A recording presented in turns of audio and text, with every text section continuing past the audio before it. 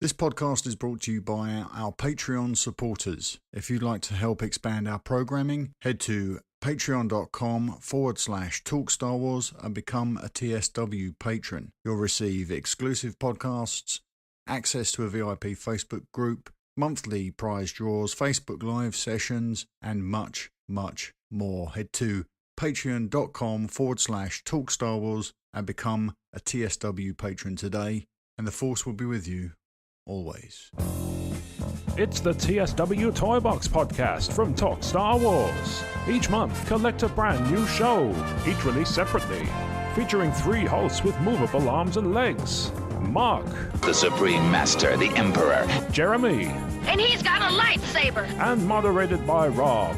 There's a trash monster. It's the TSW ToyBox from Talk Star Wars. Now I know the Force is with us. Hello, and welcome to episode 8 of Talk Star Wars ToyBox. And this month we have not 1 but 2 interviews for your listening pleasure. Later on we're going to be talking to Matt and Dani from Mega Action Playsets. But first up, we're going to have a very special interview with somebody I have very high regards for, Mark Newbold. As you can probably tell, I'm on my own again this month. The guys are still relaxing after our excursion to Echo Live a couple of weeks back. And we'd like to congratulate Rob and Jen on their engagement. I believe he's taking it away this weekend, so we can excuse him that one. But I hope to have the gang back together for next month, as we are hoping to get Mike Quinn, who played Nine, on for a very special interview.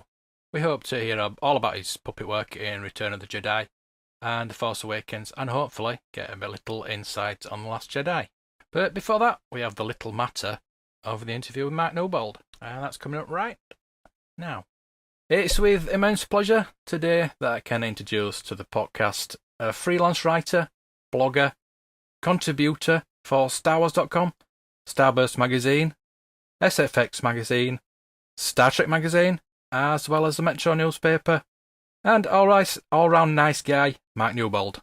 How you doing? Welcome to the Toy Box. Oh, thank you. I've been looking forward to this. So have I. I have. It's a real pleasure getting you on. You are. Oh, you may not be Princess Leia, but you are Star Wars royalty. That's very kind. Yeah, so I'm sure most people know about you, but you've been on different podcasts. You've been on about 70 different podcasts since 2005. Yeah, I'm a podcast tart. By self admission, I hold my hands up. Yeah. Yeah, but the people who don't know you, what can you tell them? One thing that we don't know about you.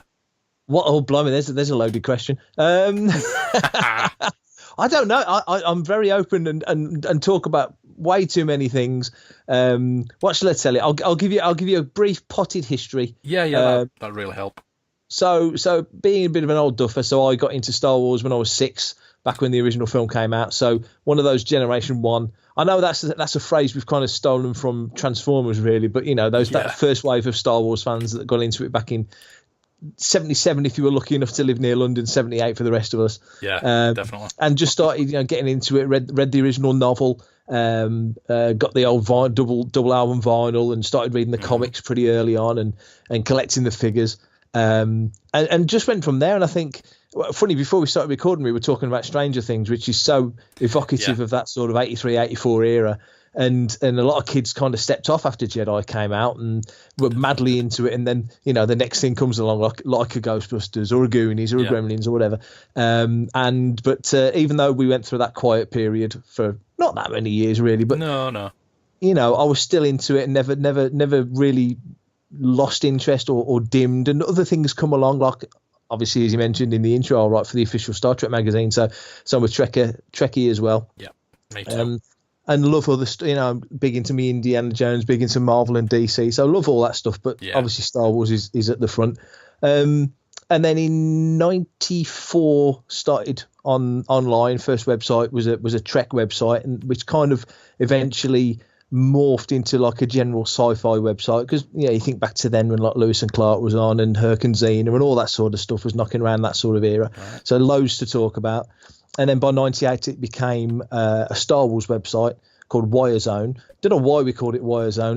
Wirezone's got nothing to do with Star Wars, but that just was the name that we thought was cool at the time. And it probably got viewed by about 30 people, because obviously no search engines back then. So it was very difficult to let people even know you were out there. But it was a good little it was a good way to blood myself and get into, writing and posting and doing all that sort of stuff. Yeah. And then in 99 I started Lightsaber with my good buddy Louis Turfrey, and we ran that together for 10 years, and then that went okay. That was a good fun site to do, and we were doing pretty good by the time we wrapped that one up. Right. And then I joined Jedi News in 2010, and was there until exactly as we speak a month ago, when I stepped away from there. And it was very successful, and we had a great time doing what we did, but I just felt like I wanted to do something different.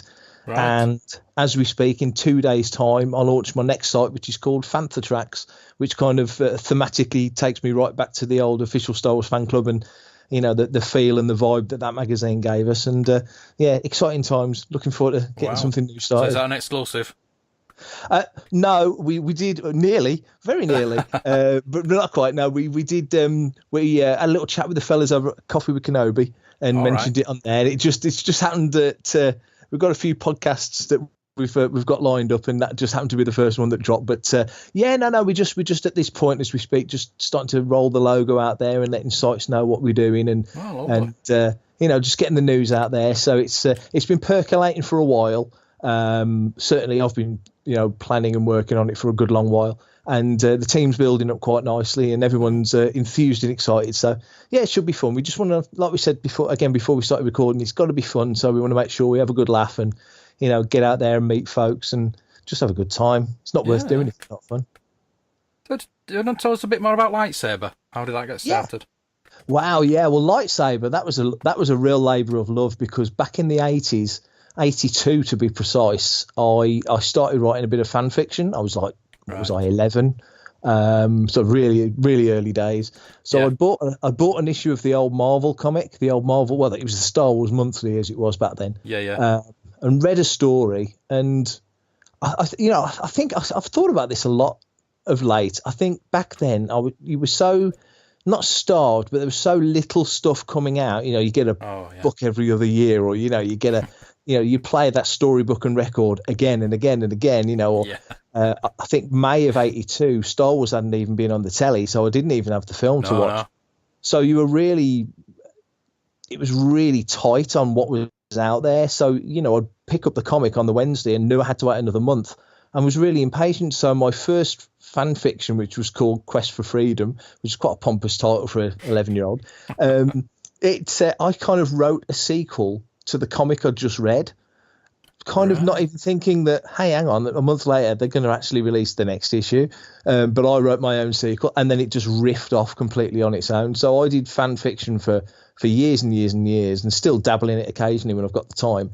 But Lightsaber was basically the place we wanted to put that fiction. We wanted it to have a home somewhere. And of course, the internet by late 90s was obviously really building. And so that was the aim. It was to have, we set our stories in a region of the galaxy called the Setting Sector. So we were going to put all of our setting stuff in this one location, which was Lightsaber, and we would post a story. There's 4 of us writing for it at the time, so we'd post a story, then I'd go and write the guides, pull out all the characters from that particular short story, write a bio, write a bit about the planet, write a bit about the vehicles, add stuff to existing entries, and it was just a constant thing. And I think at one point we had 300 planets, well over 1,000 characters, 200 stories, probably 200 vehicles. It was bonkers. At one point we had a bigger character and planet database than the Advanced Dungeons and Dragons realm did. It was huge, and it was great fun. But then we got a few years in, and we started to post more so me, because I tended to run the front end of the site. I started to post a little bit more news, what was coming up in episode 2, and what was coming up episode 3. It really did shake it up. So we took a couple of months off, refreshed the site, not like today when you can just push a button, change the font on the whole site, push a button, change the background on the whole site. Back then, you had to go into every single page, and I had 2,000 pages, so I had to spend months going into every single page and changing the background, changing the font, any broken links, and all that sort of stuff. But I did it, and then we became more of a news site. Certainly not posting every day, but every other day, and when it was busy, we'd get a few bits on. It was great fun. I mean, I think because it was the first site that I really got attached to and kind of got known for, because we did a lot of interviews. So when I was doing Lightsaber, we started the first interview was Kevin J. Anderson, there was Dave Prowse and Greg Bear, and it was, that sort of Alan Dean Foster. So, I mean, the first 8 or 9 interviews were some really, interesting subjects. And then by 2005, when we did a big refresh, I thought I'm going to make sure there's an interview every other week, every other Sunday there'll be a brand new interview, and we did well. I mean, still my proudest moment probably in all my time as a fan was interviewing Irving Kershner. Got Kershner back in 2007, and Rick McCullum when he was still the man at Lucasfilm, and we got some cracking interviews and. Just a lot of fun. I think I'll probably, it's the same. I've been in bands over the years, and your first band really clicks is the one you've got the kind of fondest memories about. So I'll probably always have that sort of little first crush about Lightsaber, because it was the site that really sort of not put me on the map, honestly, but you know what I mean? It was the one that really got going well. So I love my time doing Lightsaber. Yeah. So you had your letter in the pages of Return of the Jedi comic. As I recall, was it under Jan Lamona? Was it? That's it. Yeah. So Jan's my fan fiction character. He's the man. He's the man. Yeah. But I've got a funny story about that. So I sent this letter in. I started writing in '82, like I said, and Jan became the character. Yeah. So in the original draft of the story, he was like this little sort of 4'0" guy. Like the sort of guy that Wolverine should have been until Hugh Jackman came along and played him. Little guy with a weird accent, sort of a very strong accent. And I was trying to figure out how to write the accent. I could never get it right. And then I read one of the Marvel comics about a year later. And there was a character in it that was really tall, very tall. And I thought, I kind of prefer him being tall. So I changed him from being a short guy to a really tall guy. And then it kind of developed over time, and he ended up. If I had to describe him, I'd say sort of Fisher King era Jeff Bridges is how he would look with the trench coat and everything. But by 1983, when that letter came in, issue 14, I think, of Jedi Weekly, I'd just read. It was just when Lando was doing all the stories, Search for Han Solo. So he was with Danny and Rick Jewell and that the Rhodian character, forget his name, and that whole story, Drebble and all that lot. And so in my mind, Jan and Lando were friends. So I wrote that letter kind of from the point of view of, my old buddy Lando has just told me about this great adventure he's had and all this sort of stuff. And so I sent the letter in, and my address was there. And a friend of mine, who was a big Star Wars fan at the time when he was a kid, said on the Saturday morning, Mark, you mean Return to the Jedi Weekly? Your letter got in? It was the first time I'd ever written a letter in. No way. No, I was a dumpy little kid. I was tall for my age, but I was like a bit of a barrel. So I went rolling down the hill to the newsagent, picked up this magazine, danced all the way back because I was rather happy. Photostated, not photocopied, photostated. It was like the old sort of brown photocopier thing. I copied, gave it to all my mates, and was chuffed to bits. The payoff, the sort of bring me back down to earth moment, was I started getting not fan mail, but like pen letters when you used to get pen letters back in the day. Because they thought whoever read it didn't realise it was Jan, as in like the Swedish Jan. They thought it was Jan, as in Janet. So I got loads of letters saying, hello Janet, or hello Janice, or hello whatever. It's so cool that there's a girl who's a Star Wars fan. And me being like a typical 80s 11-year-old, 12-year-old boy was so offended. I ripped the letters up. I got really annoyed. I've so many times I thought, I wish I'd kept those letters. It would be it'd be worth so much now. It'd be priceless, but I never did. Yeah. But there you go. Yeah, so that was the first time I ever saw my name in print. That was cool. Fantastic. So, as you know, this is a collecting podcast. So, are you a collector? I am. I don't describe myself as a collector, but I collect. I've been told by people that's a load of rubbish, and I'm obviously a collector.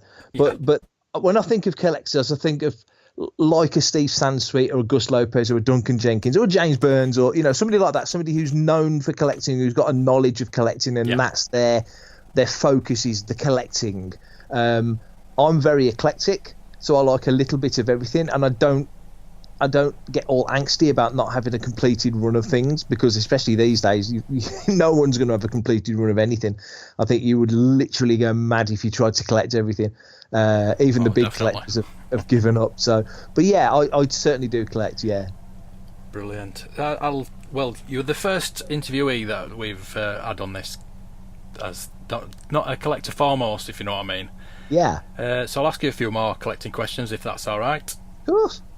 How do you display your collection? That's a really good question. Now, my room, I'm lucky enough. I've got the top floor of the house, if you like. So we had an extension. So the top floor is give or take a foot all the way around the floor space of the house. So it's a sizable room. The books are on your classic IKEA, your big tall bookcases. So they're nice and tidy, novels and paperbacks. Yeah. But I did buy, thank goodness for Groupon, they did this wonderful deal with the deep racking. It's sort of the sort of foot and a half deep by 3 foot wide, the dark green racking, and I bought loads of that. So they're fantastic, because obviously for your big books, your DK stuff, your Art of Star Wars, your big books, you can get those right nice and tidy at the back. It can take the weight, but then you can just display other stuff up front. Oh man, yeah, it's been a godsend actually, and I'm doing the spare room as well. The wife's been wonderful and let me have the spare room. I don't think she knows what she's let herself in for, and I'm already because it's quite a narrow room. It's a bit of an L shape. Yeah. Because when we had the top floor done, we kind of lost half of the old spare room, putting the staircase in. But I'm thinking already, I want to put these nice, pretty white bookcases in, but I'm thinking logically, I'm probably going to end up with a great big metal racking things just to fit it all in. But yeah, I mean, I like it. It's busy. If you came and saw the room, and you're more than welcome whenever you're in the area, it's very busy. There's lots going on. I like my little fiddly things. I'm more into the ephemera, the bits of paper, the little badges, the little fiddly farty stuff. That's the sort of stuff I really dig. Dodgeball type things, yeah. Yeah, totally, yeah, and just scattering it around. There is some organisation. I've got a Rancho Obi-Wan shelf because, I've been to the gala a few times, and there's a Lucasfilm shelf, and there's a UK G501st shelf, and there's areas that have got stuff in them to some sort of organised degree, as much as I can ever be organised. But yeah, it is. It's busy. It's kind of eclectic, and I kind of like it that way. I wouldn't be the guy that would go out and buy a sofa and 2 matching chairs. I'll probably buy a sofa and 2 chairs that don't match, because I kind of dig the randomness. So it's pretty much like that. But the room's got really full, hence having to take the spare room. So all the non-Star Wars stuff's going in the spare room. So Trek and comics and indie and maybe Spielberg focuses, they're all going in the spare room. So brilliant. Where do you buy your items? All over the place. I mean, I think. Well, I mean, how long has eBay been around now? Probably, I don't know, 15 years. Probably longer than that, isn't it? Oh, it's more than that, I think. I think it's 20 years, isn't it? Yeah. So a lot's come from eBay. Before that, I was buying stuff online. There was a place in Hull called Armadillo that I used to get stuff from online. Really random places. Never used to buy much from the States, but now pretty much everything comes from the States. Yeah. Which is, unfortunately, that nasty customs man keeps nabbing me. And when I get over to the States, I've got friends in the States I can send stuff to and then pick up when I travel. So I'm over.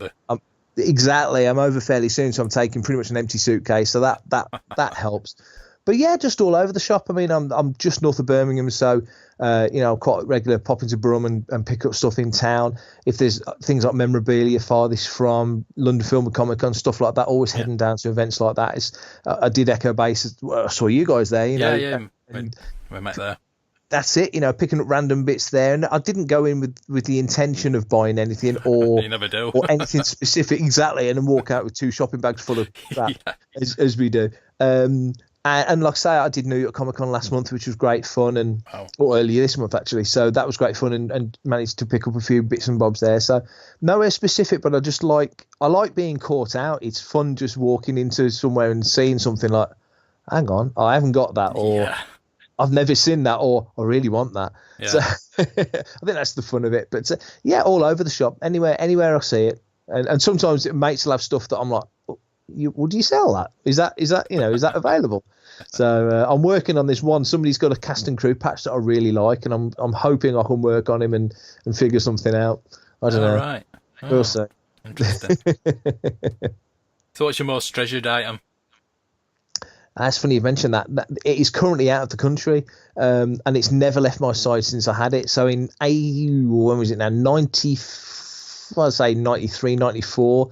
I went to Nostalgia and Comics in Birmingham, and it was one of the very few times me and my mum went in on the train, and she was going to Waterstones to buy some books. Yeah. And we went in together because I was always going into, because I was big in the 90s. Comics, Star Trek and comics were my two big things in the 90s, American comics.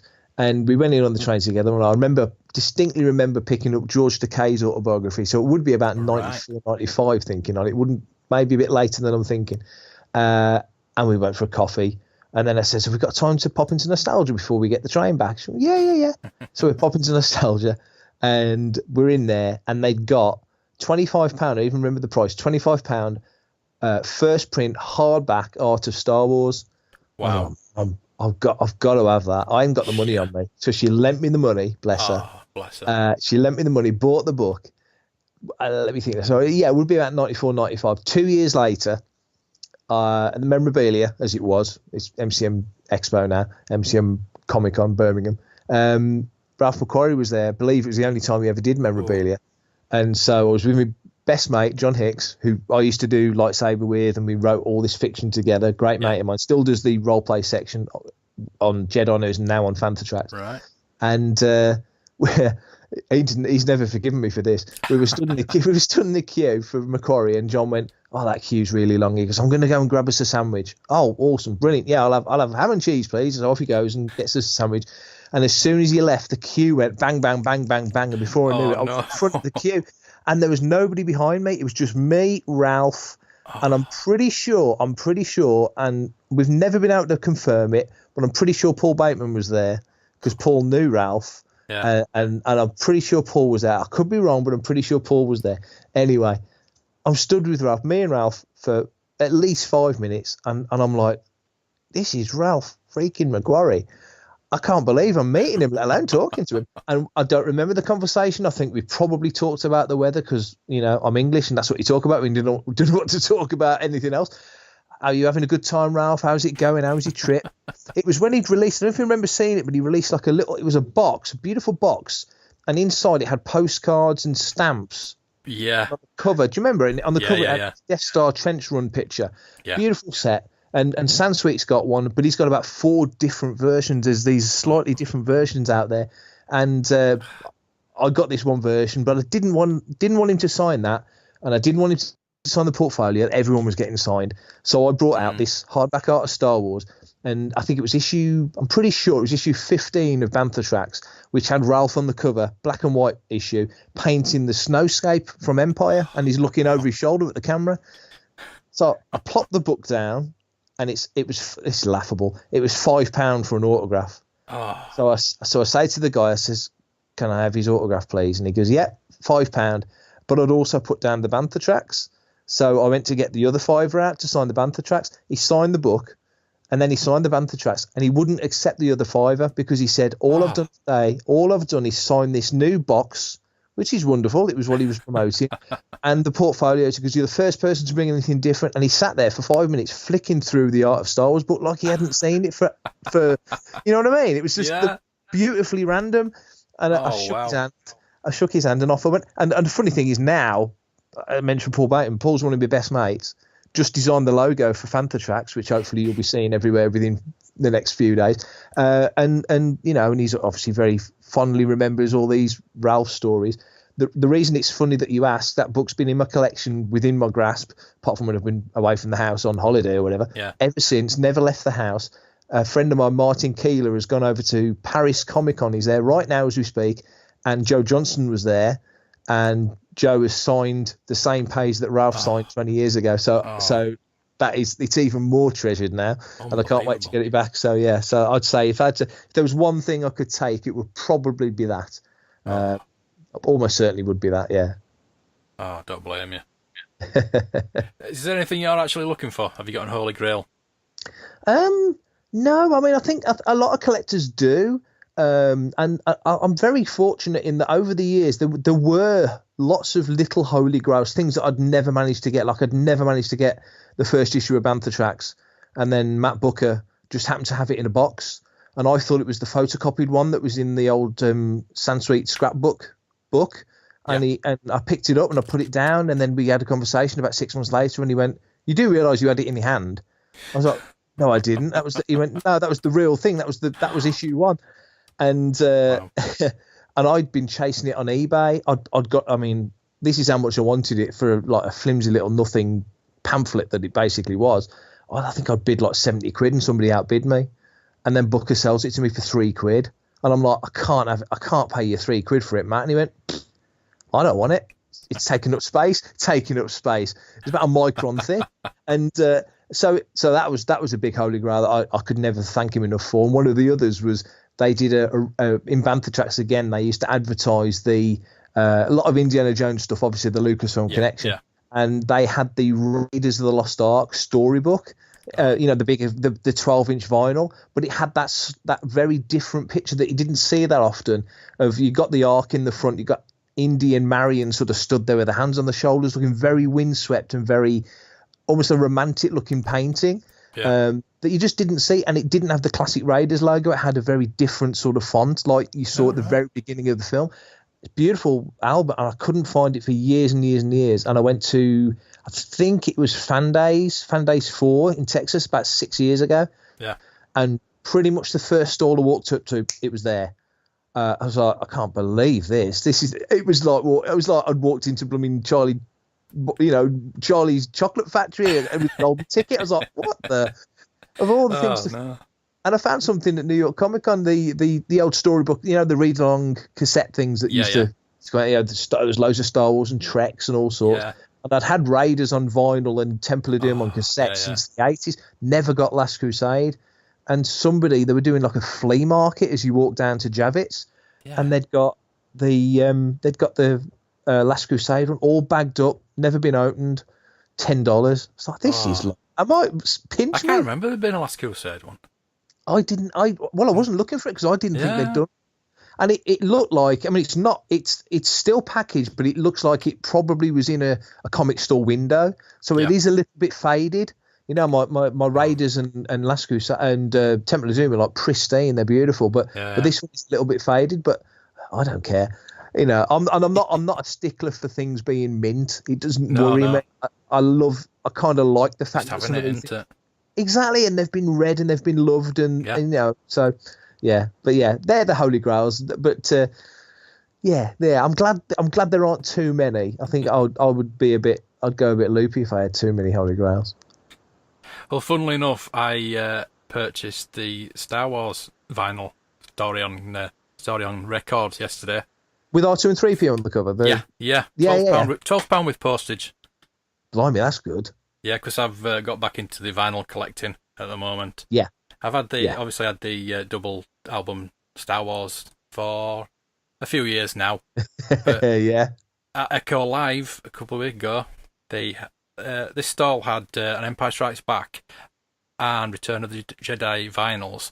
And I was looking at them, I thought, shall I? So I thought, we'll go. Debbie, my wife, said to me, just ask him. So we asked him, £5 each. Oh, you're kidding. No. And I've played them, and they're absolute mint. There's a lot to be said. It's funny, when they did in '93, they did that beautiful long box set, the CD box set, the 4 discs with the black covers, and they were beautiful. And I played those to bits. That the book that came with it was gorgeous, and then obviously the special editions and their releases. But I got to say, there's a lot to be said. The original Star Wars album was in sequence, but wasn't all the music. So when the extra music for that came out, it was wonderful. But Empire and Jedi were like the single discs, and a lot of concert pieces on the Jedi one especially. I just love listening to them. Absolutely love listening to them. Yeah. They've Yeah, never very done the nostalgic. Empress theme. I'd just like the full No. Empress theme. No. Never done that. Weird, isn't it? Yeah, I think a lot of people like that piece of music. Yeah. Oh, yeah, totally. Yeah, they missed a trick. I mean, there's a few things. I mean, there was music from Jedi, like, like the Sail Barge, sort of the Max Rebo band music. They've never really properly released that. No, And you can hear it. It sounds so funky. It's like, I want to hear that. And it's out there because they're making a Jedi. That music was playing when the camera was following them around the creature shop. Yeah. So that music's out there. So, but they've never released it. It's just, I don't know, maybe it's a licensing thing. I don't know. But yeah. Yeah. Right, let's get back to talking about you again. So, right, I want the truth here. What's your favourite, Star Wars or Star Trek? Oh, Star Wars. Star Wars, yeah, it is Star Wars. It's pretty close. I've got to be honest. It's pretty close. Me too. Over the years, I think because when Star Wars came out, it was such a game changer. Anybody who got into it and really connected with it, it's in your DNA, so it's not going anywhere. Even though Star Wars has ebbed and flowed and things have happened and things have changed, it's in there, it's locked in, and that's it. I think Star Trek, I came to Star Trek because Star Wars was tailing off, but I'd already at that point got interested in ILM and some of the creature shop guys and all that sort of stuff. So I knew that when Jedi finished, a lot of those guys went on to search for Spock and worked on Star Trek 3 and moved on. And Ralph McQuarrie was the conceptual artist for The Voyage Home, and ILM co-produced that film. So, they really did shift their expertise across to Star Trek, and then Next Gen had all the stock shots that was ILM, and Greg Jean built the Enterprise D model. So, you get to know that a lot of the guys that worked on the original trilogy then moved on to Star Trek, and there wasn't any Star Wars, and it didn't look like there was going to be any Star Wars either, really. So having weekly Next Gen was brilliant, because I liked the original series of Star Trek, but I really liked the movies more than the original series. To be honest, I was way more into the films, and so that interest kept me going right through the 90s until I suppose the big. I mean, everybody says obviously it's the Heir to the Empire releases, and of course like everybody, we bought it, read it, that was cool. Then Dark Empire comes out from Dark Horse, that was pretty damn cool, and then Dark Horse really started laying into it, and the Galaxy magazine comes out, Sansweet starts doing more stuff, and Star Wars is nicely bubbling along, and it was manageable as well, so there's a lot of stuff coming out, but you could keep up with it. But by that point, I was going to Trek conventions all the time, collecting all the videos. God, I wish I'd still got them. Collecting all the videos, going to conventions, and so there was a lot going on. So I've said this before. I think if I had to do a percentage, I'd say I'm 51% Star Wars, 49% Star Trek. Right. But it's probably 60. It's close. It ebbs and flows. But I'd say in the 90s I was more of a Trek guy, because there was more Star Trek to consume, and I just got into it. DS9 is my favourite TV show ever, so nothing's come close to that for me. So, but right now is a good time to be a fan of both, though, with Discovery. It's actually come back into popularity because of it's just Discovery. Yeah, it's good. Yeah, it's really good. I'm enjoying that. What's the Orville? Get the chance? That's hilarious. I prefer the Orville, actually. Funnily enough, I think it's more well written by Seth MacFarlane. Yeah, I don't disagree. It's funny. I said to somebody the other day, I said the thing about the Orville, because they'd not seen it. And I says, best way I can describe it is Discovery is exciting because you don't know what's going to happen next. Yeah. And it's touching on things you're kind of familiar with, and they're putting a different spin on it. But I kind of know, I know little bits about what's coming, so I know that they're leading to something, which is really exciting. Yeah. I'm not going to say what it is, but it's really exciting. So people need to stick with it. But the Orville, the Orville's like, if Discovery's all new and exciting, Orville's like a warm blanket. It is like they've just carried on season 5 of Next Gen. It's just got that comfortable, real. Everybody's. Everyone knows their roles, and it's just the effects are amazing. It's just brilliant. I'm absolutely loving it. I've only seen the first 4. I've not seen the last 3 episodes, and I'm waiting for a friend to download them for me. But absolutely loving it. Yeah. Yeah, I'm up to date on them, and they do get a lot better. To be honest with you, it's like you said, it's like a comfortable glove. It feels real, and I don't know. I like Discovery. Don't get me wrong, but I prefer Orville. Yeah, it's I don't know. I don't know if it's just the writing or what. I feel like Discovery is more like Lost. Yeah, Discovery's a funny one. I think it's good that they're going for a different vibe. I like that. I like the music. I like the feel. I think with Discovery, because it doesn't have the hopeful optimism of what you would normally consider Star Trek, which of course the Orville kind of does in a classically Seth MacFarlane twisted way, but it does have that. I think talking to somebody the other day, and I said I think what it is with Discovery, I think Discovery starts dark and builds towards the hope and optimism that you know from the original series, and consequently the other shows that are following off the back of that. I think this is working its way towards optimism, whereas most shows start light and go dark, like DS9 got dark and Buffy got dark, and a lot of shows will go that way. The Potter series started off as a kids show and ends up like a horror movie. I think Discovery in a weird way might just go the other way, and that these people will learn things and become more hopeful and optimistic. I've got a feeling it's going to pitch the other way, which I don't know if that's ever been done. And if they do that, it's just my supposition. If they do that, it's brave. So I hope that's what they do. Well, we'll see. We'll see. Yeah. It's just a confusing where it actually is in the timeline to me, because it's supposed to be 10 years before Kirk, but they have the Enterprise insignia, which they didn't have in the original series. They all had different insignias for different ships.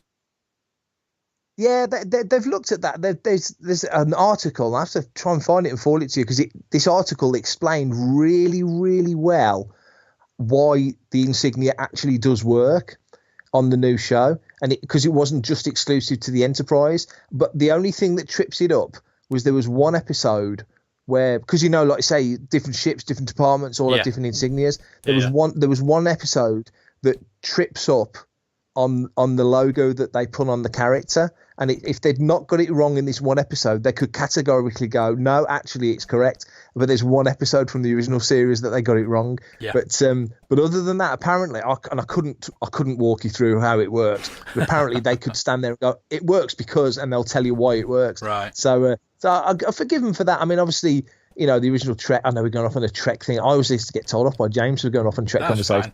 The original Trek was made in the 60s literally on a shoestring budget, and now they're spending $8-9 million per episode on Discovery. So there's no comparison, literally no comparison. But I think they're going to start. You're going to start seeing that. Okay, the Discovery crew wear their outfits, but you've had it in the past when if you remember, the DS9 outfits from the first 3 seasons were very, very black, but with red shoulder pads. But the next gen was like a reverse of that. But you saw them both on the same ship at the same time, and then the DS9 season 4 outfits, the grey outfits came in, and then you saw that in First Contact, and again you had a mixture of outfits. So the inference there is that Starfleet will change their outfits, or different people will have different outfits on, and I think they're going to do that in Discovery. I think you're going to start seeing what you would consider the classic red, blue, and green sort of outfits from the original series. So I'm looking forward to it. I think it's going to be interesting. But I think the Orville is an easy, fun, relaxing watch. Whereas Discovery, you've got to work at it a little bit. So, but I don't mind that. I like being challenged. Yeah, there's just like this bits in it, like he's had the deceased captains of the Enterprise, or was it deceased captains or something like that? And they come up with Christopher Pike. But obviously Christopher Pike isn't dead. No, I don't think he would be at that point, would he? Because you saw him in... Was it the Menagerie? Season 1 in his wheelchair? Yeah. So that made no sense. Yeah, it's just things like that. Here's what I think. I'll tell you, if this happened, it wouldn't surprise me at all. 2 things. 1, the events of the JJ series, because the JJ, I know everyone calls it a reboot and a spin-off and all that malarkey, but it isn't. It's the original Spock from the TV series. The scenes with Chris Hemsworth as George Kirk, that was the original timeline. So it's just riffed off the back of that. It's a clever bit of writing. I think that could have altered time to a large degree on the whole. But also, it wouldn't surprise me one little bit if we found out that this was the mirror universe. That wouldn't surprise me one iota. So, I think there's a twist. There's definitely twists coming. Oh, definitely. They kind of hinted at it in Enterprise when, the early episodes of the Temporal Cold War, when like season 1 of Enterprise, and they were flicking through that screen and you saw Voyager. It's like, wow, okay, they really are deeply tying this into something's happened, but I'm open to seeing where they go with it. I think it's part of the fun. Same way as Star Wars. It's like, hypothesizing what if, what's happening, what's going to happen in The Last Jedi. It's keeping us all interested. It's great. Oh, yeah, don't get me started on that one. I mean, I'm sure you know more than I do, but I won't go there. No. I've really tried to steer clear this time. I knew way too much about Force Awakens. I was far less informed about Rogue One by choice. And this one, I've really not even gone looking for it. And people very kindly say, do you want to know? Do you want to know? I know this and I know that. Like, no, I'm fine. I'm cool. Thank you. But no, I'm good. I'm going to go into this one. I don't want another scenario where I knew the Han Solo thing in Force Awakens about a year before. It was no big surprise, was it? No. But we all knew it was going to happen. I hadn't known. Yeah. But, you think things like that. I wish I hadn't known about that. Yeah. I don't know what the ultimate fate of Leia is. I don't want to know. Same with anybody. I don't want to know. No. I'm really hoping there's a Luke, I am your father.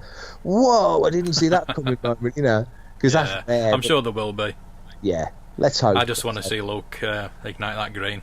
Ignite the green, totally. Yeah, that's going to be the most busiest hashtag ever on December the 4th, isn't it? Let's hope. The cinema's just going to explode if that happens. I think so. Yeah. That could, seriously, you're right. I think that could get the biggest crowd reaction. And it's funny, doesn't that say a lot? These days it's wonderful. There's a lot of new fans coming into Star Wars because Star Wars is still right up there and it's doing great business and people are loving it. So people are going to, there's going to be certain people who are going to be excited when Rey does something or Finn or Poe does something. And then you got us guys who were there in, 77, 78 when Luke was like, the character was like 18, 19 and now he's the same age as Obi-Wan. And he pops off that lightsaber. I still think the most exciting lightsaber snap was on the skiff in Jedi when he gets the saber from R2 and ignites the green. And it's like, and then that music kicks in. Yeah, exactly. Yeah. Something like that. I think people will be out of their seats, literally out of their seats, going nuts. I'm looking forward to that. It's the reaction I like, so I'm looking forward to that. Yeah. So let's talk about Jedi news. What did you actually do there? I was there for 7 years, and so initially I'd finished lightsaber. So the initial conversations that me and James had was because we'd known each other since 2006. So I'd done an article. My first article for the Insider was done at the NEC at Memorabilia. About the Hasbro, what they're called now, the R2s, that was it, Hasbro animation thing. And James was doing stuff with Hasbro, so he gave me some access to get in, take some pictures, do some interviews. And so we became friends then. And then when I finished lightsaber, after my mum passed away, I just wanted to have a little break and do something different. Trying to build a new site never quite worked. The guy that was going to build the site for me was really messing me around. And James says, well, look, I do collecting and this, that and the other on Jedi News, and you do like your daily news and your fiction and your interviews. Why don't we just merge? Because the two sites complement each other. So the initial intention was for the two sites to merge, have a new site and call it Jedi News because it's a better news and better name than lightsaber. That never quite happened, but I ended up becoming like the daily content manager. So I was doing majority of the daily news. Which was great, and then we started to get out to conventions and get into events because a bit of sponsorship money was coming in, so it was funding these trips, which brings in more content and more contacts, and it was rolling really well. And then we launched. We were talking in about 2011 about doing a UK focused podcast for the Forcecast, which never quite happened. James was doing the Collector's Cast with Dan Curto at the time, and that was rolling nicely. The Collectors, so that was fine. The UK show never quite happened, but Jimmy and Jason kept it in their back of their mind for a couple of years later when they launched Rebel Force Radio. So that's when we started 1138. So that kept things bubbling along nicely. So it was pretty much the daily running of the site and just sort of overseeing the team because we've got quite a wide group of people were sort of contributing to the site and doing stuff on social media. So we got Matt Booker was doing the social media. We brought Brian Cameron in to do cover the literature and do reviews and such. And then we started doing a podcast together, the three of us, a literature podcast.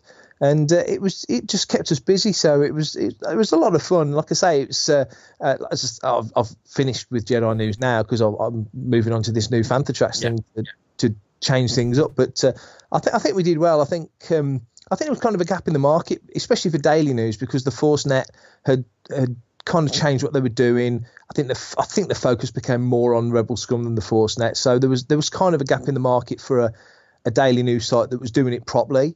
And that was my push, was the daily news thing. That's kind of what I brought to it. So and it's the thing about that. I mean, I actually kept a record of how many days I'd done without missing an article. Right. And it was near, give or take, it was 4 years. I posted every day for 4 years. Wow. I posted the day my dad passed away, the day of his funeral. Me and Ruth went to Vegas in 2013. I posted every day when I was there. I just didn't miss a day. So it takes a lot of, you got to knuckle down and just think, just got to do it. But luckily, you can probably tell I like talking about Star Wars, and I'm a bit of a writer as well, so I like writing about it. So it's never a hardship, really. You know? Oh no. Some days it takes a bit longer to crank the brain into gear. You know, some days you've got the muse at like 7 a.m. Other days it's like 6 o'clock at night. It's like I feel to write now, but I've got to do tea. But I really want to write. But but yeah, so that was Jedi News. So it was good while it was when it was fun. It was great fun to do. But like I say, everything has its time, and I guess there's probably a little truth in that whole 7-year itch phrase, isn't there? So it was 7 years, so it felt like the right time to try something different. Right. You also write for Star Wars Insider and StarWars.com. That must be exciting, but very pressurised. It's a funny one. They're both funny ones. I mean, Insider, the first piece was that one I just mentioned back in 2006, and then didn't do anything for about. Oh, not for lack of trying either, but for about 3 years, 4 years.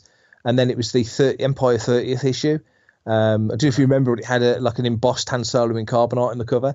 And I'd interviewed the editor, Jonathan Wilkins, and we kind of become friendly on social media and such. And dropped him a line and said, you know, what are you doing for your Empire 30th? Because I've got a lot of interviews. So by this time I'd interviewed Kirshner and most, you know, a good chunk of the cast and crew and such. Yeah. And so pitched some ideas, and basically he used, 12 maybe of my interviews, different bits of the interviews for this big Empire article. So that was a big deal at the time. And then I managed to get another piece in, a couple of, 9 issues later. I tracked down Jenny Creswell, the lady that played Jenny, Han Solo's girlfriend in the deleted scenes from Star Wars. Yep. So she's in the Blu-ray. This is about 2011, I would say. She was in the Blu-ray. Nobody had seen her for years. I tracked her down to the Isle of Man. No, tell a lie. The Isle of Wight. And it was just the most random sort of Inspector Clouseau bit of deduction work where I found out that her husband painted oceanscapes, and I managed to find his details on the island, but I wasn't entirely sure that they were the couple that I thought they were. So I blind phoned and said, look, I'm really sorry if this is the wrong number, but I'm phoning from the official Star Wars magazine. And this guy went, oh, yeah, he's here. I'll just go and get Jenny. So I was like, yes, mother load. So I interviewed Jenny, and that went down well. And then from 2 issues later, I think I was in the next probably 40 issues. I think I missed one issue out of the next 40. So as it stands, I've done 132 pieces for the Insider. So, and fingers crossed, there should be hopefully another piece coming fairly soon. They've had a change of editor, and they've refreshed the magazine, changed some of the contributors, but touch wood. And I'm waiting to find out, but I'm hoping I've got my foot back in the door there. So let's see. So hopefully that'll happen. And then Star Wars.com. Oh, fingers crossed. I love it. I mean, the thing is, it's I bet. You know, we're doing the new site. It's Fantha Tracks, which is a riff on Bantha Tracks. And to me, the Insider is not literally, but it's the spiritual successor to Bantha Tracks. And so to be in that magazine was like, that really meant a lot to me as a fan. And as that kid that read those Insiders, those Bantha Tracks again and again and again, like we did, because there was nothing else to read. But then doing StarWars.com, I mean, the first piece was 2009. So it was if you remember when Musical Journey came to the UK, I was lucky enough to get down for the first night at the O2. So I wrote a review of that for StarWars.com. And of course, StarWars.com has changed a lot over the years. Yeah. You know, they've changed the layout and the way they do it. It's more blog based now. And, you know, it's a very different site. And this was before they did, and I still think they need their edge checking. They switched all the content from 96, 97 off. So you had all the blogs, all that information, Anatomy of a Dewback, Lynn's diaries, everything all the way up to 2009. Then they basically switched it all off and restarted the website from scratch, which I think was a crazy decision. But this managed to get in on the old site. Just a review, just my review. A few photographs from, I think I sat next to a guy from The Guardian or somewhere, and he let me use his pictures, which is kind of cool, actually. And I got a couple of my photographs in, and I'm a lousy photographer, as Matt Booker will tell you. So I was quite proud of that as well.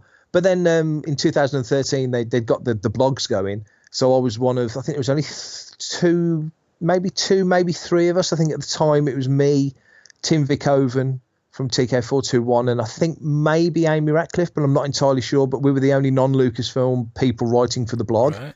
And I've been doing that ever since. And it's very different now. The blog's changed its focus. It pitches a lot younger now. Lots of listicles. They're trying to bring new people in. So I suppose a bit of an old duffer like me rabbiting on about, Marvel Star Wars comics from the 70s hasn't got the allure that somebody talking about, the 7 greatest Yoda quotes has got, sort of thing. Not to talk down what they're doing on the site or anything, but no. So I don't get as many articles on as I used to, but like I say, if I can get something in every now and again, I'm quite happy. But obviously, being that bit older, you know how it is. Your childhood memories are the strongest memories. You're going to connect emotionally more to, a Han Solo book that came out in 1979 than a Han Solo book that came out, 2 years ago, sort of thing. So it's just how it is. But hopefully, there's still, people who want to read about that stuff. I'm sure there is. We'll see. It's all good fun, though. It's nice. It's nice to be involved in that, because that's a good website. Oh, of course it is. Yeah. Now, I bought the whole run of the D'Agostini Millennium Falcon. I've got 4 issues to finish it. Still ain't finished yet. One thing made me think how the content of the magazine was kept so fresh and diverse. Now, you wrote for it. Yeah. How much did you actually write? And how did you think up so much new content? That was a fun project, that was, because, again, this kind of came to us from Matt Booker. Matt knew Ian Lowson, who was the editor for Continuo, who produced it on behalf of D'Agostini. So Ian had got about 20 issues in, and I think he'd done the bulk of it himself. I mean, he wrote for the old Star Wars, UK Star Wars magazine. He's written for all sorts of stuff. So he's an old hand at this kind of thing, and he can do it comfortably. But I think that just the amount that he needed to do was getting quite hefty. So he reached out to myself, to James, to Tim Vickoven, who I've just mentioned, and another writer whose name has just dropped out of my head, and I think Chris, I can't think of his second name. There's 4 of us that were working on it, and it was cool. I mean, he would come to us and he'd say, right, this is kind of what I want. So on some issues, it will be a focus on a planet, or a focus on an alien race or creature, or focus on another vehicle. So he would mix it up. So some months I'd have 3 or 4 pieces, very, very different pieces, and it was really fun. And the nice thing about that was, well, one, it paid, which was nice, which is always nice. It definitely helps, and I kind of miss that. But the other thing was that there was the opportunity on occasion, and it wasn't often, but on occasion, to kind of work your own little things in there. So I mentioned earlier that back in the day I'd done some fan fiction.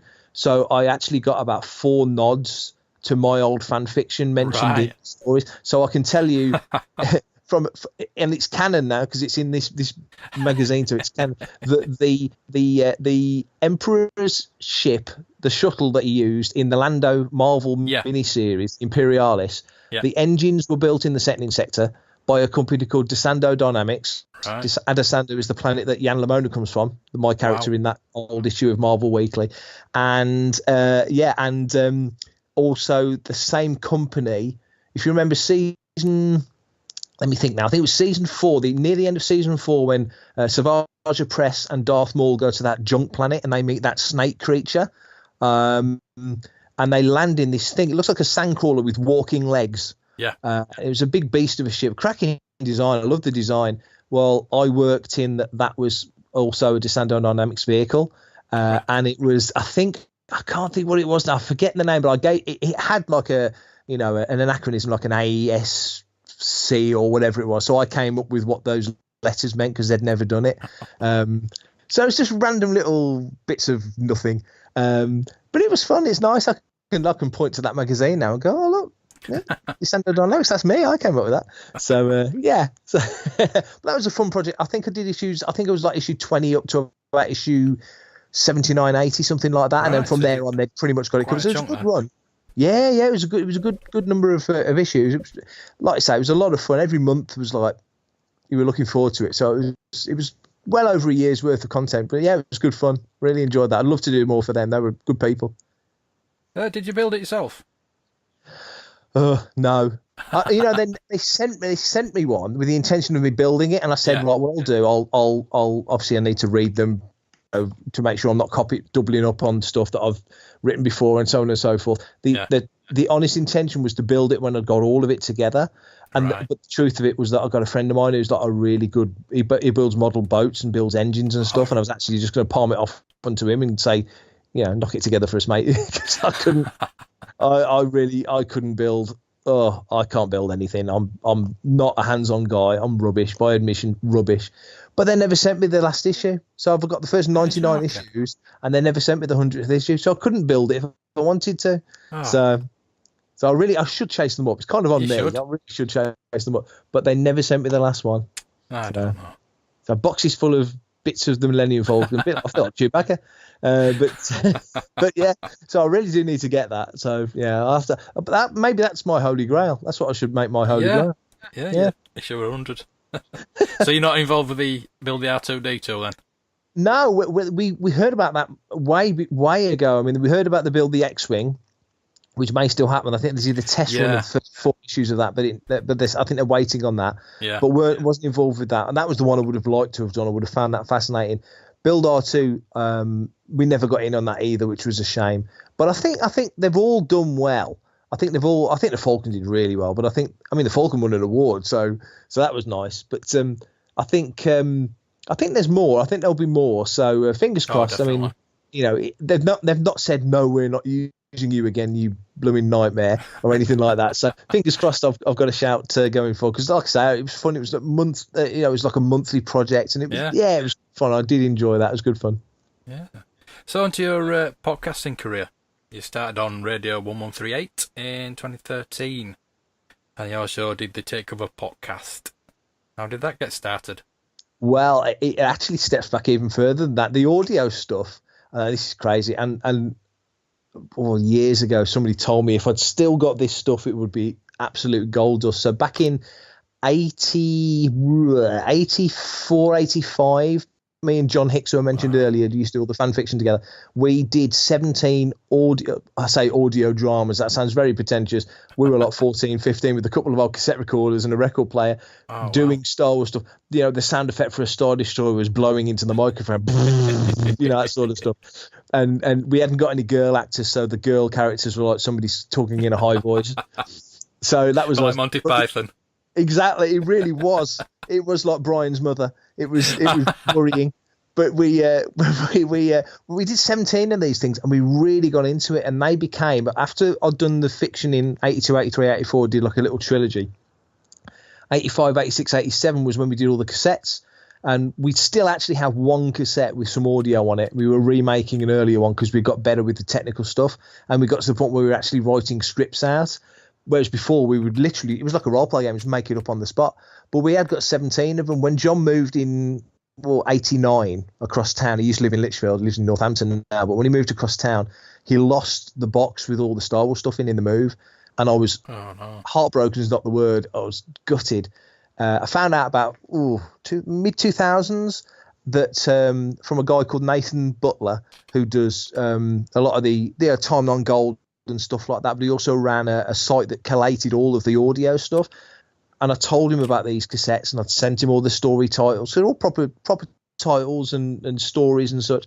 And he said, if you had these, he said the earliest known Star Wars audio drama is from 2002. And these were like 17 years before. And I was like, that is killing me. But I have actually got, and I've now recently bought a new cassette player that can put stuff onto MP3. And I have actually got a cassette that's from '86, I think, remaking one of the early stories. So really, I need to get that digitized and out there because that's the oldest. Definitely, as far as I know, that will be the oldest audio drama out there. So that's good. But I'm rabbiting. So when I used to do Lightsaber, me and Louis did something called Setting in Radio. So from 2005, 2006, we did 17 episodes of Setting in Radio. So it's probably a stretch to call it a podcast. Nobody called them podcasts then. No. It was just me and him sitting down, recording on whatever we could get our hands on. Every episode, the audio quality is different because sometimes it was recorded on like a dictaphone, or sometimes it was on a video. It was really, really random. And the episodes, some episodes are 15 minutes long, some are an hour and a half. Some episodes we'd barely talk about Star Wars because we were talking about Galactica or the new Superman film or whatever. Or we'd start talking about setting in stuff. But it was funny. In one episode, the only guest we ever had was John Hicks, who was the only guest we ever had on the show. Sometimes we'd record it sober, but generally we record it after having a couple of beers. That was interesting. And they were just really random, and I've still got them all. They were really good fun. So when it came to, and then I did lots of sort of like you mentioned, I've been on like 70 different shows, and most of those shows have been on more than once. I started doing sort of little guest slots. So I did a show called Coruscant Cast back in 2006. And then I think there was a couple of other things. Then I was on the Force Cast in 2009, and then it just got kind of really, really busy, and it was great fun. But 2013 was, like I say, Radio 1138, and we did 66 or 67 episodes. And it was great fun. I mean, like I say, we travelled around. We did stuff from everywhere you can imagine. Stuff from Rancho Obi-Wan the Gala, stuff from all the celebrations we covered. Interviewed crazy amounts. I think I did a bit of a tally up, and I think we'd had over 200 guests on those 66 episodes. The last episode had 10 guests on it because I thought I've got to get the audio out there. I've just got to clear up all these interviews that are hanging around. But yeah, it was great fun, and me and James bounce off each other really well. You know, we give each other a bit of banter, and and we just had fun with it, and it was. I like the editing process. I mean, you mentioned before we started, you've got to edit this tonight. Good luck with that. Yeah. But and it takes time. I mean, a 1138 episode, I always tried to get it to around about 90 minutes. That was the aim. Yeah. But if you know how it is, especially because if you repeat yourself, or you flub something, or there's lots of ums and ers, you don't realise how often you say the phrase, you could fill a bucket with that if you could actually physically get them out. So we'd record half an hour of content, and by the time I'd edited it down, there was like less than 20 minutes. So I was like, I don't remember stripping out 10 minutes, but it's all these little tightening up things. Yeah, and it works really well. So we had Ian Lowson on an episode of Take Cover, funny enough, and I edited him because he's a Scotsman, and he's a fairly slow talker, and and he considers his words because he wants to say the things correctly and get his message out. And I think the piece was like 15 minutes long, and I tightened it up, and it was about 8 minutes. I'd literally lost half of the time span. I didn't edit anything out. It was just tightening it up. And he went, that came out really well. I sounded a lot more organised than I remember sounding. And I just went, yeah, you were brilliant, mate. Come on again. So, but I like that. I like that process and getting all the music. We had a lot of music stings. A friend of mine called Carl Bayliss has done some music for the shows, and he's doing some stuff for Fantha as well. So it was just a good laugh, and I think we did okay. I think people liked it. It's funny, since I've left Jedi News, more people have said, "Oh, you're not doing 1138 anymore." I really like listening to that. I wish you'd said that when I was there. But well, that's usual story, isn't it? It's always the way, isn't it? Yeah. It was good fun, and Take Cover was fun as well with Matt and Brian. I mean, Booker's such a character, you can't not enjoy talking to him. He's just full on, and Brian as well. He's a very knowledgeable guy, and he's a lot drier than I think people realise. So I think the three of us bounced off each other really well. It was a fun show to do. So yeah, really I'll have good. To get them on sometime. Yeah. Oh, definitely. Yeah. Yes. Yeah. They've both got very different focuses. Booker's a Boba Fett guy. Right. Brian's more of a literature collector, but they'll rub it just as much as me. You might get more sense out of them. Yeah, I'll have to look them up and get them on. Yeah. So, are you intending doing any more podcasting? Oh, definitely. Apart from this one, of course. Apart from this one, yeah. Well, funny enough, after I finish this, I'm going straight onto Fandom Awakens, Dave Sendon's podcast. Right. He's probably waiting for me right now. That pinging noise you can hear is probably him going, "Are you ready yet?" So I'm doing that. I did Coffee Kenobi back end of last week, where we sort of announced the whole Fantha thing. Yeah. And then hopefully there'll be some more, because obviously now because we're starting from the ground up again. Really, we've left Jedi News, so Jedi News has got all the followers and all the the numbers, if you like, and we're going away and starting from the ground up. So we start day one with nothing. So, but there's a kind of excitement about seeing how far we can take it and whether people are going to be interested, and people like what we're doing and want to invest themselves in it. Because what we want to do with the new site is kind of get people into it. So the focus for the first few weeks will be to get the site up and running and the social media going. And then we're hoping, early December, mid-December to start, looking at podcasts. But we're not going to rush it. We're going to gather some content, and because there's a few, like I say, there's the next MCM Birmingham coming up. There's plenty of events to get into interviews and fresh content, which is what we want to do.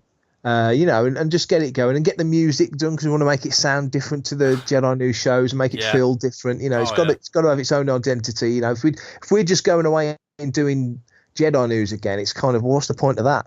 Yeah. Even though the three of us specifically, and Dave Tree's involved as well, so we're doing different things. But me, Matt, and Brian have pretty much run Jedi News for the last few years, so it's naturally going to feel like Jedi News. And really, in a weird way, Jedi News will change because we're not there. So they won't feel the same for that much longer. But in the short term, I guess they will, because it's it's us doing it. We want it to have its own vibe and its own feel. And you know what it's like when you get your own gig going. You little gimmicky things that you come up with and all the fun that you have doing it. It'll find its own feet pretty quickly. So I'm looking forward to that. But yeah, we're definitely going to do more podcasts. We've already started planning.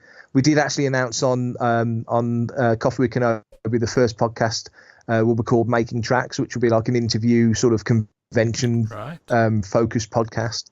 So, but we've got a couple of other ideas. We're working out names for the others, but there'll be other stuff. So, but yeah, it should be fun.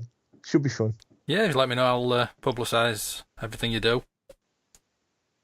Oh, appreciate that very much. Any help is good help. No problem. I could do a bit of publicity myself, to be honest with you. Well, it's reciprocal, mate. We're the same. Well, one thing we want to do with this, not that Jedi News didn't. Jedi News really did. We shared lots of podcasts, talked about what people were doing, but I think with Fantha Tracks, I jokingly said we put the fan in Fantha, even though we made up the word. We didn't actually. Paul Bateman came up with the name Fantha Tracks, but even though Fantha is a made-up word, we put the fan in Fantha. But we want to talk to more. We want to talk to more sites, and we want to talk to more people, and we want folks to come into the site and write a bit or do a bit, or come on the podcast and have a chat. We want it to be. We've got Discus set up as well, so you can comment on articles, which we never did on Jedi News, because we'd leave that to the social media, and we want to push the social media, but we want people to just feel like they can come in and have a mooch and have a chat, and that sounds brilliant. Do whatever. So just it's all about making friends and having a laugh. I do say that a lot. But it's got to be fun. It's got to be fun. Big community. Oh yeah, totally. Yeah. So, is there anything else planned apart from that? Not at the moment. I think that's probably enough. Although saying that, one of the things throughout the summer, I have actually been working on doing a new Star Trek site. So not only am I doing Fantha Tracks, I'll also be doing a new daily Star Trek website. So that should be fun. So that's not quite as far down the line as Fantha Tracks. It's took a bit longer because I'm doing it on behalf of somebody else, and I'm trying to get other contributors involved, and a couple are going to do Fantha Tracks as well, which is nice because I'm not the only twofer, as I say, not the only one that likes Star Wars and Star Trek. So that's going to be fun. But that's a little bit further behind. But so I'm going to be a busy boy, along with doing the stuff for the magazines and Starburst and the Metro and all that lot. But I like being busy. I'd get, if I wasn't focused on working on something or writing something, I'll probably be twiddling my thumbs thinking, whoa, what shall I do next? So I'd rather be busy, and I'm better when I'm chasing a deadline. That's probably the best way of putting it. So where can people get in contact with you? They can find me. The best place is usually on Twitter. So it's prefect_timing. Prefect because I'm a Hitchhikers fan. So it's prefect_timing. If you need to drop me an email, you can now get me at mark@fanthatracks.com. And the social media, it's all Fantha Tracks. So it's Fantha Tracks on Instagram, Facebook, and Twitter. Right, I'll put all the links in the show notes to this podcast. That's fantastic. Thank you. That's no problem. Right, I've got one last question for you. Yes, sir. Which vintage figure would you be? Oh, that's a good one. Now that's a really good one. The first one I got was Death Star Droid, so I've always got a soft spot for Death Star Droid, and I popped big time when I saw him in Rogue One. That was cool. Yeah. But and it's a funny one because a figure I've got the most memories of playing with as a kid was Han in Hoth, the Han Hoth figure. That's a lot of people's favourite figure. Yeah, when it was winter time, I'd have him on the rockery and have all the snow speeders out and all that stuff. Just had great times with that figure. But of course, we all remember the figure as having a blue coat, and now we learn he had a brown coat and all that malarkey. So, but another figure that I played with a lot, and it had nothing to do with Star Wars, and I've got to tell you, I haven't talked about this for about 30 years. I had the Star Destroyer playset, and I used to set my figures up on the Star Destroyer playset, and with my ping pong ball would flick it at the figures to knock them off the little stands on the Star Destroyer, just because it was weird. But my Han Bespin was the best goalkeeper out of all of my Star Wars figures. So that's the reason why my original Han Bespin figure, all the paint's come off his face. His nose looks like he's scuffed himself up a wall. So yeah, if I had to be a figure, it would either be Han Hoth or Han Bespin. I'll say Han Hoth because also because I snapped his head off by mistake and had to glue his head, and his head didn't turn. So my original Han Hoth has got a rigid head. Wow. So I've never heard it on the Han Hoth. It's always usually the Luke pilot. The head always falls off of that one. Yeah. I don't know how I did it. I have no recollection of how I did it, but I had to glue his head on. You can see the glue bobbling out the bottom of his hood. That's the first. Yeah. There you go. I've got a rare figure. So, thank you for joining me today. I know how busy you are. Try and get you back on again soon, if that's okay with you. Oh, anytime, mate. I love it. I think you can tell I like talking about Star Wars, so yeah, anytime. Yeah, and Star Trek and Hitchhiker's Guide to the Galaxy and Stranger Things and everything geeky related. Absolutely. There's nothing wrong with that. Cool. Thank you so much for that. My pleasure. I'll speak to you later. Absolutely, that was great fun.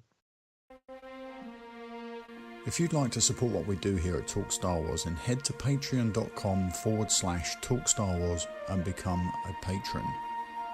Your support will help us as we expand our programming to include further shows, and in return, you'll get access to an exclusive VIP Facebook group, a monthly prize draw, weekly Facebook Live sessions, priority release podcasts, an exclusive daily podcast, and a whole lot more.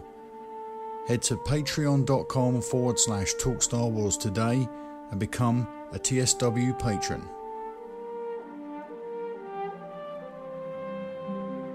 So that was Mark Newbold. What a really nice guy he was. Very genuine too. If I'd done half of the things he's produced, I'd be very happy. So, as I said, we have got 2 interviews today. Next up is Matt and Dani from Mega Action Playsets. I'm pleased to welcome on today's podcast from Mega Action Playsets, Matt and Dani. Hi. I apologise for getting you up so early. It's early for you. It's about 11 o'clock for me, so it's not too bad for me, but it's very early for you. Yeah, that's for sure. Very early. It's 12:30. It's almost too early, yeah. We're 6:22 a.m. here in Canada, Ontario. It almost feels somewhat like a dream. Yeah, so let's get started by telling us a bit about both of you. Matthew, do start off. Well, my name is Matt. I live in Timmins, Ontario. I'm 33 years of age, and I had the idea to start a company making miniature scenery. However, I did want to do something a bit different. And so I looked into creating an all-in-one play set, something that was ready just to deploy on a coffee table, something you didn't need any additional accessories for. And I wanted to make something that was had a lot more. How do I put this? A lot more action in it, in the sense that by moving the play set, you'd be able to interact with different parts of it, from the left hand side, from the right hand side, and from the back end side. Yeah. So, are you a collector?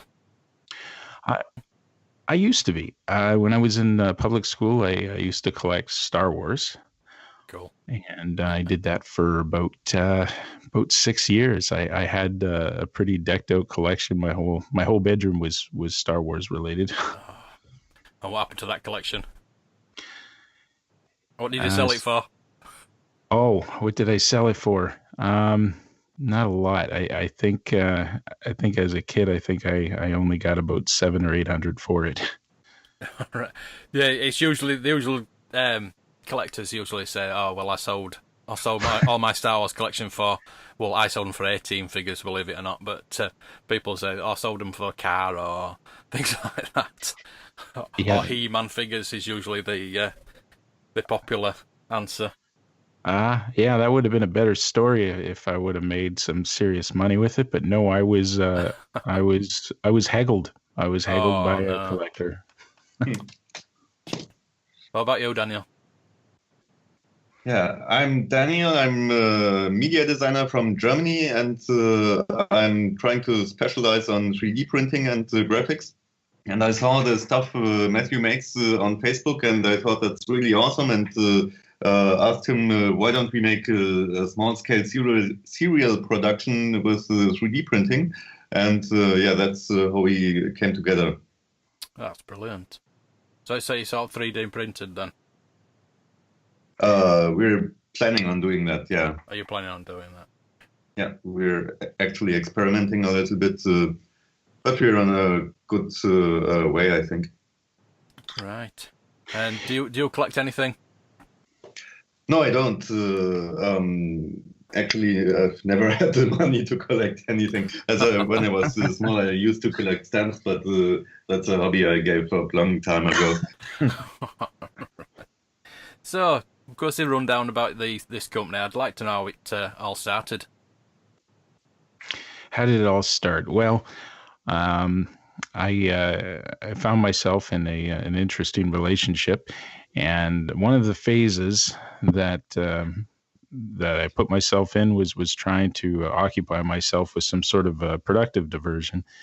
So I tried my hand at scenery one day, and it did take a long time to finish one piece, but I felt that it was something that kind of came naturally to me, and I put it on the shelf as an idea that maybe if this business I was doing at the time, which was not scenery related, was more media related, if that didn't work out, then I would open the book and see if we could make a go of it. Oh, that's great. Yeah. Really Also like to mention too that what we're doing right now is just a beta testing phase. Yeah. This is just to show that we're just starting to get the ball rolling. Dani and I, we have some really big, even revolutionary ideas. We're not authorized to say on the air yet, but we have some really exciting things to come. And we're just in the process right now of building our company, of getting our T's crossed and our I's dotted, so that we can really get going.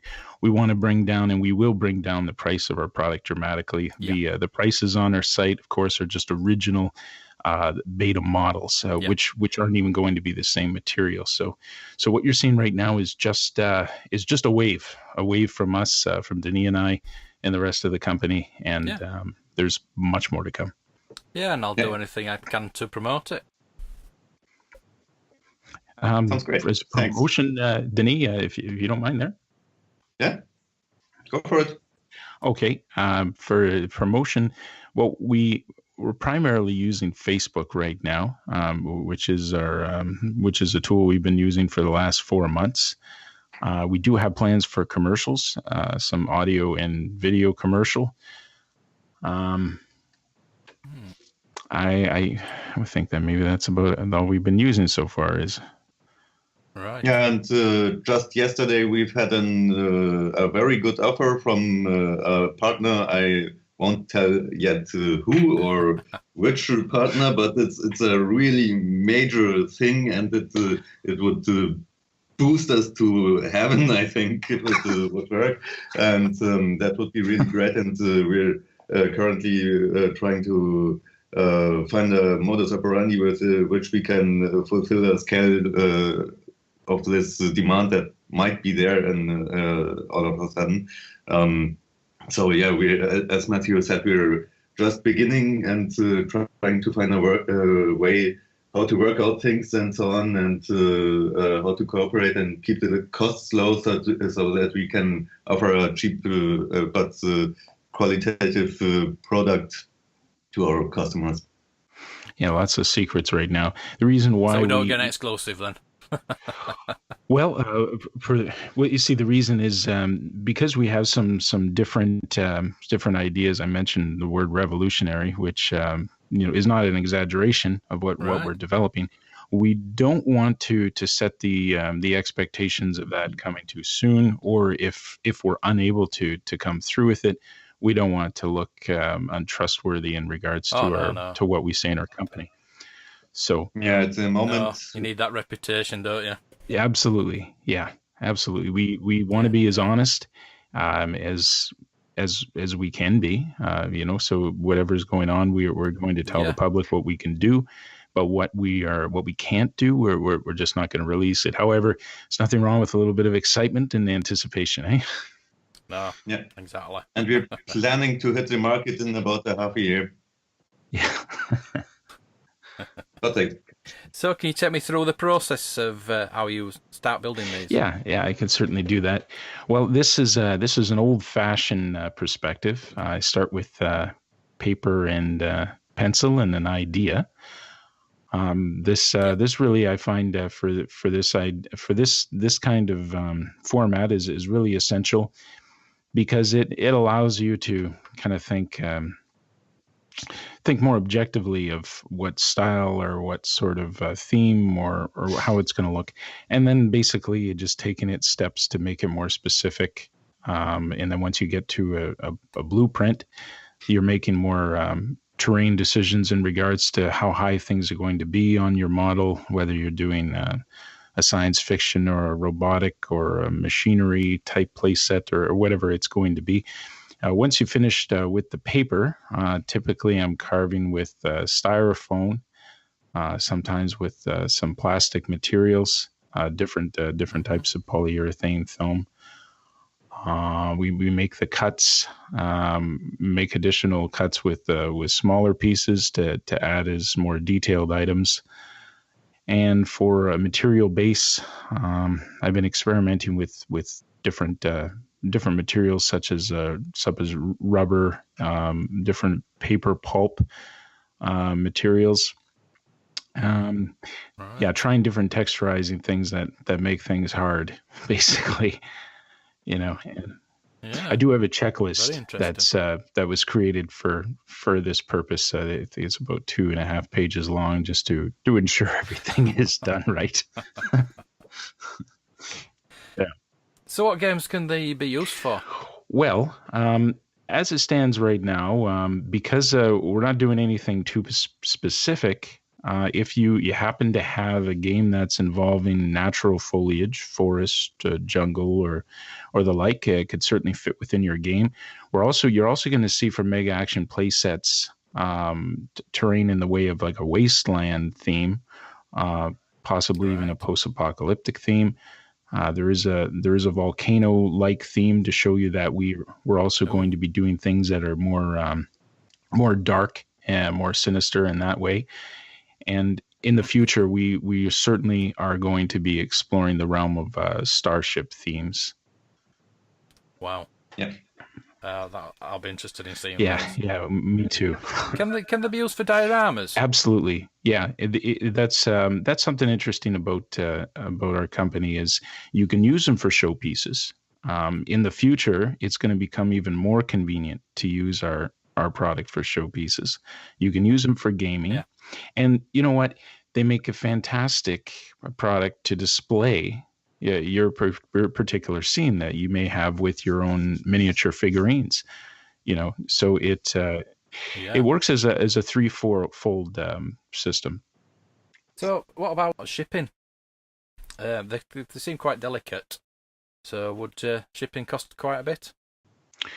Well, that's that's actually where we are right now. In our phase 1 procedure, is we're trying to find the most feasible, practical, and financial way to take care of shipping. We may have to make some manufacturing changes in regards to that. So we're just in the process right now making them available to the public. It's hard at this point to give an ETA on that, but in a reasonable time, we hope to have this available in select retail stores and online available. So right, give me the big spiel now. Why should gamers or diorama builders buy from you? Well, one of the main interesting things about Mega Action Playsets is the amount of diversity that exists in a 3D or a 3-dimensional playset versus a flatboard. I was surprised in early testing how gamers interact with the playset. When you have such a diversity of height and ditches and different curves and textures, and the fact that you can also turn the board around, it makes for such more of a dynamic story, and the options for observation, for different things you can interact with are so much more versatile than just a flat board. It becomes, as one of our taglines is, the next dimension. This new dimension of role-playing game scenery creates a whole another assistance to your imagination. And one more thing, the revolutionary things that Matthew mentioned, there will be some unique features that no one else offers at the time being, as far as we can tell. Really? And there will be really revolutionary and unique selling proposition. So we can't talk about that yet because we're still in the experimental phase. Well, when it's finished, we can talk again and we can demonstrate it, and then you'll see that it's really awesome, and those will be some of the reasons to buy our products, but not all of them. Definitely. So what's next? What's next? Well, we're back to the drawing board after a nice, well-worked weekend. We're going to enjoy ourselves and take some time off for the next 2 days. But we have an interesting contact with some established connections that has proposed to us a particular strategy so that we can get more exposure and we can release a new type of playset at the same time that a very established company is going to be releasing theirs, in hope that we can pair with them in a sense, right? Which we're really excited about. Of course, we have some big hurdles to jump over because starting a new business, you have to expect some brick walls just to suddenly appear in front of you. So we got to find a way to climb these walls, and we will. But it's just going to take a little work, and as we progress along, we'll be able to happily disclose a lot more information about what's coming, what we're doing, and to get the public excited about this new game scenery. Thank you for that. So, what is the website address? What's the best place to contact you both? Well, currently the best place to contact us, if you can add us on Facebook at Mega Action Playsets. That's a capital MEGA Action Playsets. You can also add my partner Dani. You mind if I give them your contact information as well? It's all right. Okay, so that's Dani Dabadi That's DANIDEBATTE.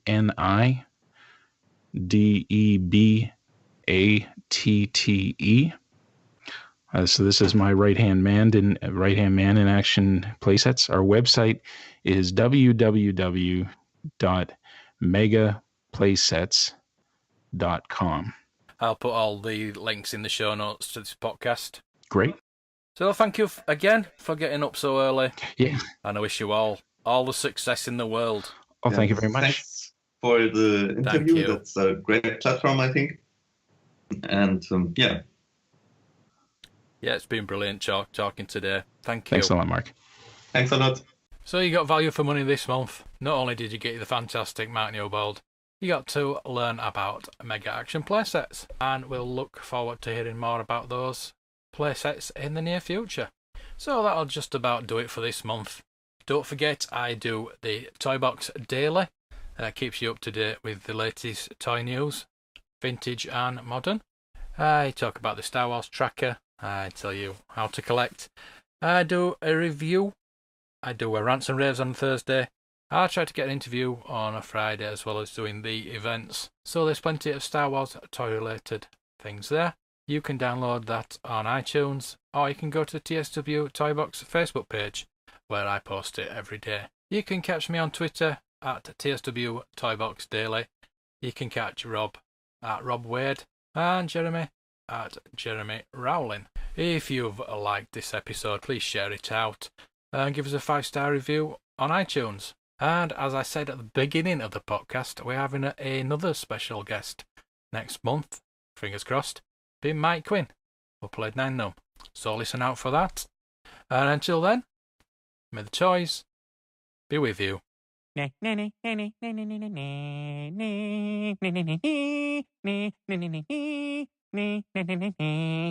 a wrap. It's a wrap.